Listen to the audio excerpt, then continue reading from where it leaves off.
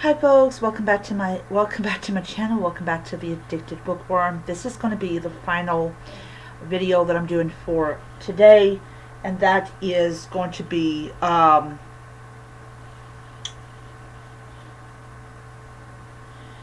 Kooky Spooky Love by Josie Silver. So this is currently off and I'm really glad because you get to still see the cover of the book. So this is the second book in the Melody Bittersweet series. It is a combination of romance and of mystery, because the dead that Melody and her crew have to face, my impression is that they're all murder victims, or they're all people that have killed their victim, and they're kind of trapped in this cycle because they've died as well, and they don't actually go down, they basically stay around. So I was reading on my Kobo Clara because my Kobo Libra was charging, and I really wanted to continue with the book. So one of the things that I really liked about this book was the continued relationship between Melody and Fletcher. If that's how you, or is it Fletcher? Or, I think it's Fletcher. They kind of have this relationship of, like, he believes that she is a fraud or charlatan. She actually has the ability to see ghosts and talk to them, and they kind of fall literally into bed with each other. But while the romance is sweet and everything, you still have these souls that are trapped in their own homes, and they are bound by real guilt. And in the case of the second book, they're asked to come to a castle that is being basically, I think it's being renovated, or there's a ball going to happen, and the owners of the castle want the spirits of the circus performers to move on to where they're supposed to go. And what ends up happening is that it's three ghosts. It's a woman and two men. The woman, I think her name is Britannia, or I can't pronounce her name. I hate that. She was a trapeze artist, and she was married, and it was a loveless marriage. It was a loveless marriage. Her husband is one of the people that is dead as well, and then you have this other guy who kind of was infatuated with her when he was alive, and he's still infatuated with her even in death. And so Melody and the crew have to come in and try to send them on their merry way. Oh, by the way, there is also a lion. There's also a lion. And the lion has the ability to affect animals' behavior. So Lestat, the previous owner, was a Anne Rice fan. Lestat, this pug, has a very nasty reaction to the lion. He sees the lion, and the lion does not like that. What ends up really weirdly happens is that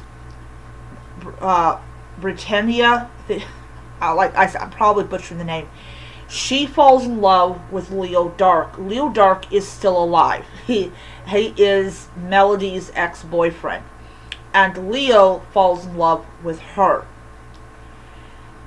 And how Melody helps these three move on, actually four because she was pregnant, is to give Britannia closure, because that is what she doesn't have. She doesn't have closure in her life, in her afterlife.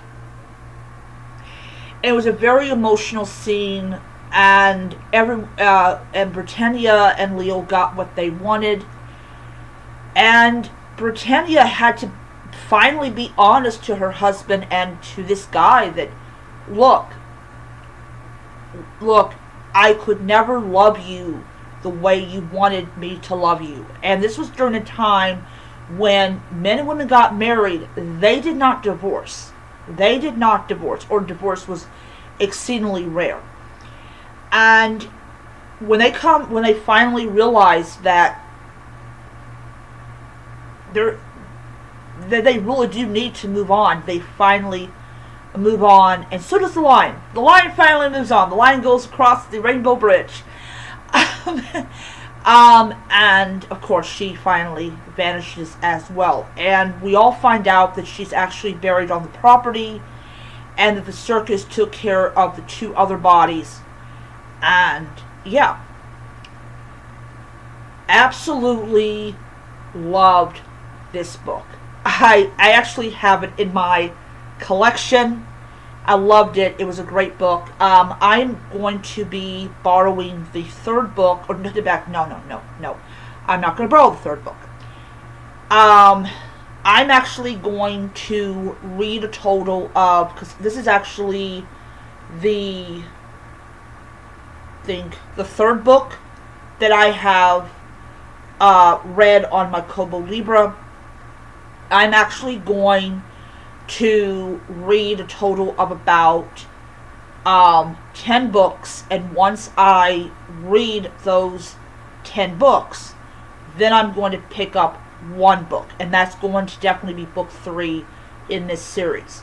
What I'm actually trying to do is not spend a boatload of money on ebooks, because I said to myself, I was only going to spend maybe like $200. I know I've exceeded that. So if I just go and read the 10 books and get 1, I should be good as far as my collection is concerned, because I want to get everything on that in those little niches down to 0. My fantasy, my horror, my comics, all that down to 0. So I'm going to be reading Weird Terror. I'm almost done with Weird Terror, which is going to be great. And then I'm going to I'm going to read another one of it, so that will be 5 books I've read. And yeah, so once I read 10 total, I will acquire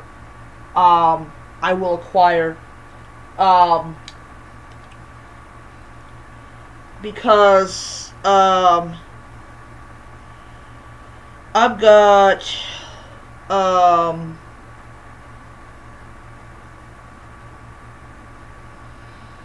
so I'm gonna flip that over to let's see here, add to collection, and just do finished books. So yeah, I have a total of about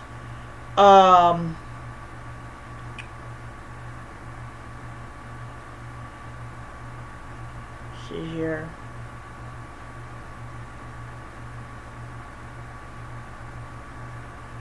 Alright, so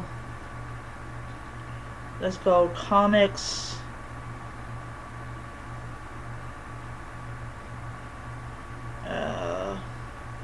Add to collection, books that I'm reading. Okay.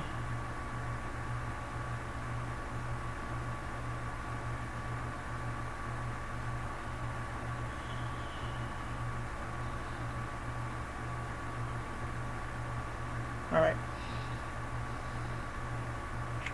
Yeah, so I got about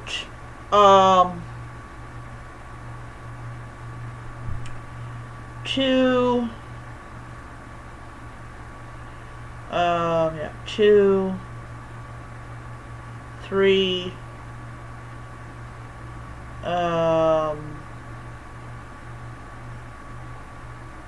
6, 7, 19. Yeah, I got a lot of books. I got a lot of books.